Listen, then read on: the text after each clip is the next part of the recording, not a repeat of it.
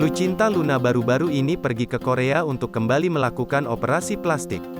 Selain mengubah wajahnya, Lucinta Luna diketahui juga akan mengubah suaranya. Operasi itu dilakukan demi mengubah suara dan penampilan wajah. Penampilan terbarunya pun dibagikan di media sosial pribadinya. Dalam keadaan penuh dengan perban di bagian wajah, dirinya begitu percaya diri melihatkan parasnya. Dalam unggahannya, Lucinta Luna terlihat mengenakan pakaian warna merah yang menutupi seluruh tubuhnya. Pemain film Bridezilla ini juga terlihat sedang duduk di atas kursi roda dengan wajah sedikit tegang. Sedangkan, di bagian bibir juga ada bekas jahitan yang belum mengering. Pada keterangan unggahan, pelantun lagu, Jom Jom Manjalita, itu menuliskan jika setelah operasi dirinya belum bisa berbicara.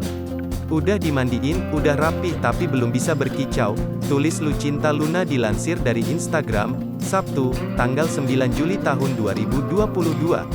Rekan artis pun ramai memberikan komentar dengan beragam reaksi.